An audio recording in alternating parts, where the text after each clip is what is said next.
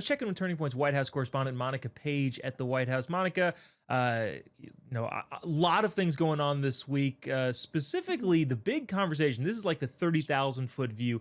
Is this discussion over radical extremist left-wing violence, which unfortunately has become a huge problem. It already was a problem, and it's obviously become bigger and bigger and bigger. What is the administration looking to tackle in terms of trying to get this under control?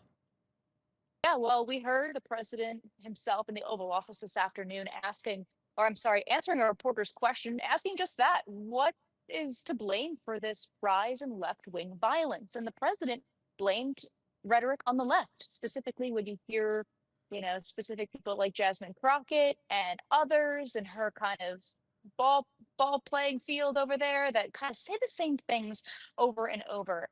You can also blame people like Kamala Harris, who has been saying for quite some time that, you know, President Trump is a dictator, the left wing are deplorables, and excuse me, the right wing are deplorables. We, as Trump supporters, are, the enemy. And these are kind of things that have been attributed to maybe some of the violence that we've been seeing, the president says. So he's looking to maybe try to see what he can do in cracking down on this. There are a number of us here at the White House, honestly, who are ready to say, let's declare this a national emergency because this has been going on for way too long. I mean, we've already seen our own boss, CEO Charlie Kirk, be killed, and now we're seeing more attacks on ICE facilities. I mean, we saw it in Portland, we saw it in LA. Now we're actually seeing it more in Texas, too. So, what's going to put a stop to this? How do we eradicate this once and for all? So, I think we're going to hear a lot more from the president this week. I think he's got some more things up his sleeve. We're going to hear from the president at least a couple times the rest of this week and maybe even into next week on those next steps. But a lot of us are kind of like, what do we do now? Because we can talk, we can say this is bad, we can condemn this, but what are we going to actually do? And that's the big question. And it's one thing, too, to say, hey, political violence on all sides is bad, which, yes, we 100% agree with that. But to say that it's not happening more on one side than the other is just being blind to reality. And, Right. It's going to take some help from people on the opposite side of the political aisle to get this under control, considering that, unfortunately, there's an overwhelming majority coming from that side, too. And again, all political violence is bad on all sides, but it's coming from one side in a higher frequency than the other. To switch gears entirely and maybe even a little bit of levity here, President Trump went to the UN yesterday. I know Chris talked quite a bit about his actual speech there.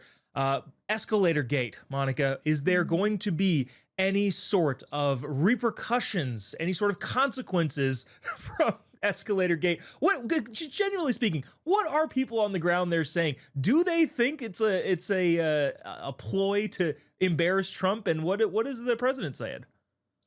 Yeah, I mean, as you could see in the video, I mean, it doesn't look good. It's a complete embarrassment. I remember when I first saw the clip when it came out, I was thinking about how the first lady was feeling. I was like, oh my God, she's probably mortified getting up on the escalator and then it just stops moving.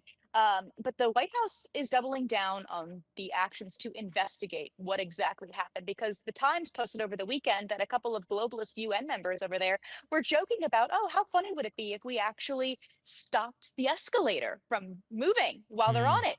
And this was kind of a joke, and the Times was ahead of it. But now we actually saw it happen.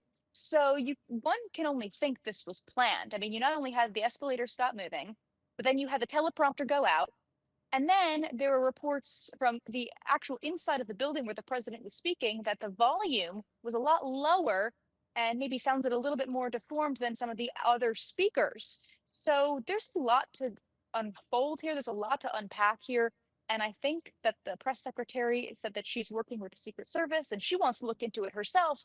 What actually happened? Who was behind this? Because it always seems like whenever the president wants to do something, there's always somebody out there who tries to make the president look bad, who tries to do something to kind of fudge the plan here. And it's really upsetting. And I think a lot of people are seeing right through these attempts. So I'm excited to see what comes next. Yeah, it's one of those things too that it's like effectively it's meaningless. Like it doesn't really mean anything. And at the same time, it means a whole lot of things if this is something that continually and consistently happens. So yeah, I'm actually curious to see, even though it seems kind of trivial, like what do we care about an escalator? It's emblematic of something that's been going on trying to halt the president and really everything that he does. So I'm fascinated to see. Monica Page, Turning Point's White House correspondent. We'll love to check in with you again on that story and so many others tomorrow. See you then. Thanks, Joe Bob.